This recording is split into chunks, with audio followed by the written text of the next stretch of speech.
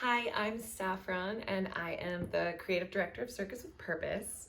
I'm a multidisciplinary circus artist and yoga teacher, and this is some mobility and like a 10-minute daily practice that you can do to develop your handstand.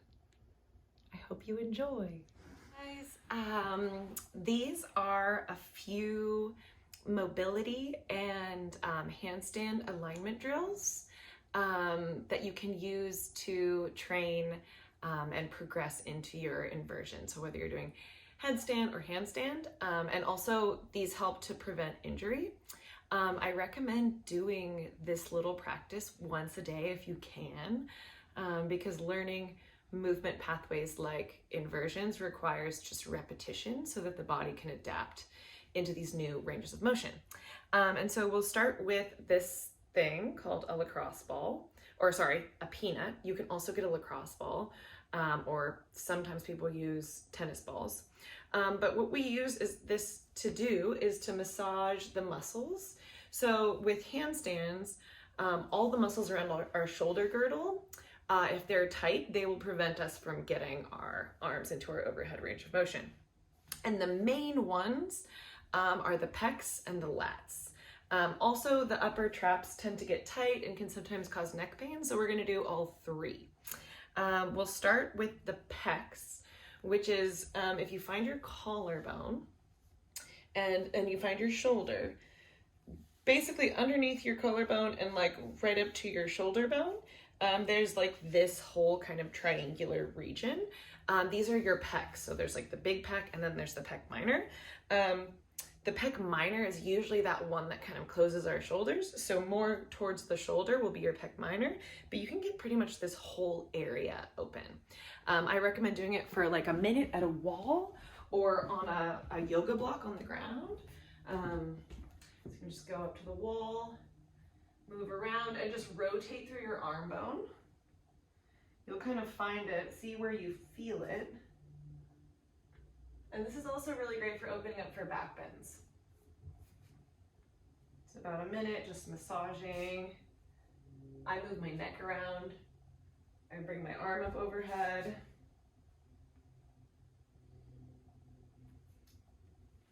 Going for about a minute there, and then we'll transition into our upper traps, which is basically this whole top of your shoulder. Usually we feel like we have a knot there, so you can get like this whole area for about a minute. And this is better if you have a wall like this that has like the two sides, because your head can go to one side. So the edge of a wall, a corner.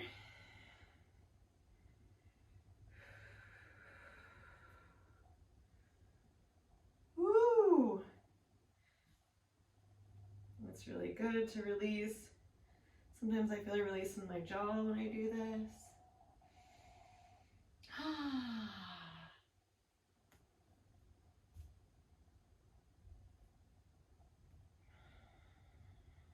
Making sure to breathe. And then we'll finish with our lats. So the lats are latissimus dorsi, which attaches underneath into the back of the armpit. So it's this big muscle right here, and it's like our swimming muscle. So it really brings our arm into this internally rotated position, which is the opposite of handstand, which is the overhead range of motion. So you can take the lacrosse ball to the outer edge of your armpit. So like the back, if this is my armpit, the back edge of my armpit, where my triceps attach here, and then also the lats attach here. And you can take this pretty much all in this area. Might feel pretty tight. Usually this one's tender. But same thing up at a wall, just kind of sliding up and down. And you can like internally and externally rotate that arm. Whew. Especially if you do aerial, this might be tight for you. So this is a really good, just like injury prevention movement to do. And it also helps with handstands and back bends. So any movement that requires your arm to go overhead. Whew. And the effects last for about 20 minutes, which is why it's really good to pair with drills.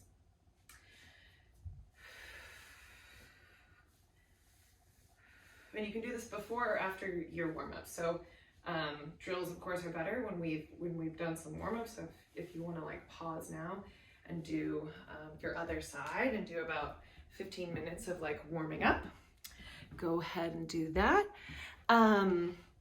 Once you do both sides and you're nice and open in your shoulders, we'll come over to the wall for our inversion drill, and we'll start with a headstand drill. So you want to stand next to the wall so you have this 90-degree angle at your armpit, and then we're going to place our hands down where our feet are, walk our feet back towards the wall.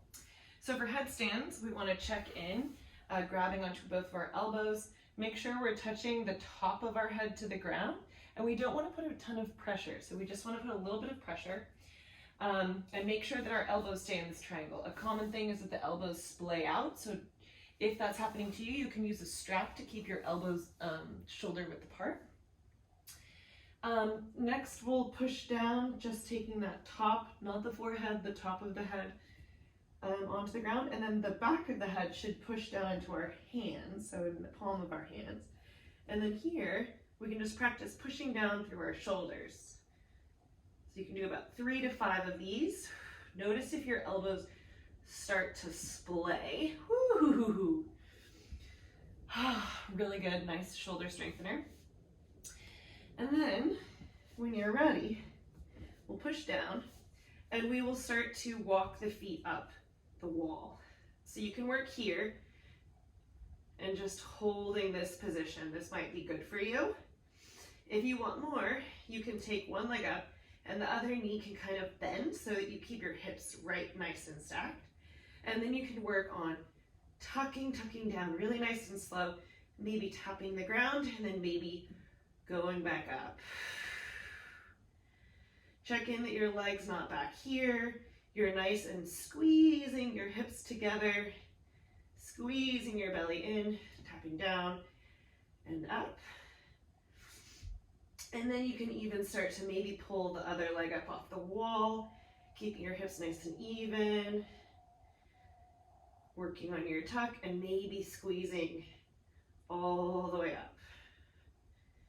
If this feels comfortable for you, you can practice going up and down. These are really great drills. Tapping and then lifting.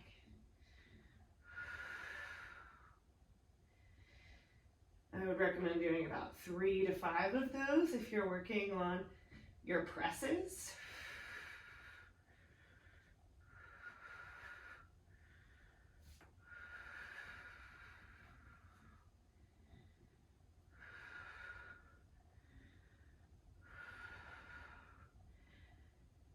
And you can also hold here for about a minute. It's amazing conditioning. Squeezing, squeezing. And whenever you're done, coming out and resting in a child's pose. And also make a little pillow for your head. Taking a minute to just kind of shake it out.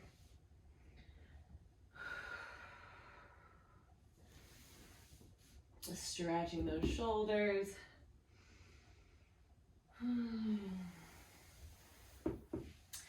And then you can also do that in a handstand. So same thing with the handstand. We'll stand up, measure our length from the wall. So 90-degree angle, hands go down right in front of the feet.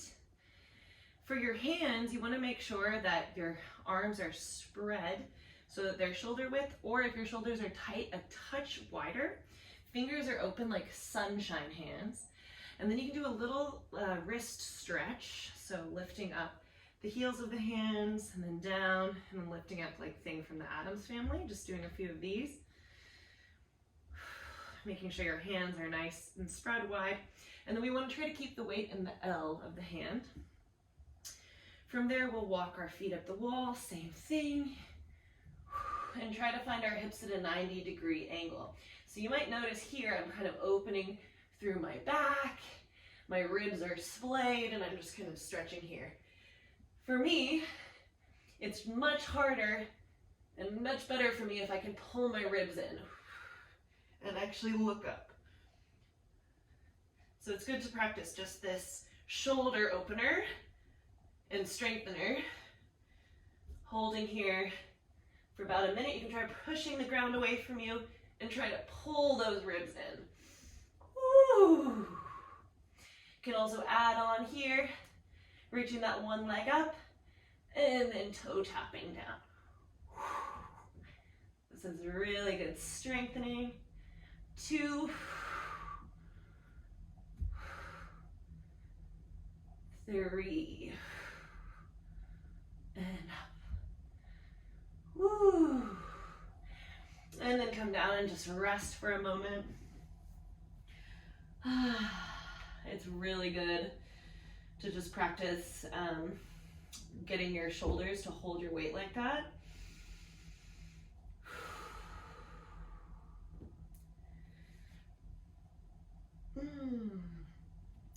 And then if you want to practice the balance, so you can reset whenever you're ready. Walk your feet up the wall. Make sure you do both sides of these like lift and lower things.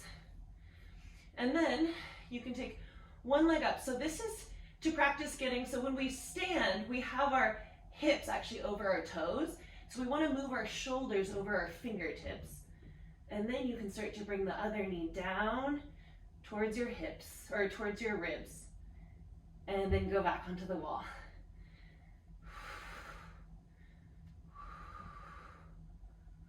Yes. And so it'll be much harder if your shoulders aren't forward over your fingers. So even if you just want to practice, woo, getting those shoulders nice and strong, and then come down and rest. Woo.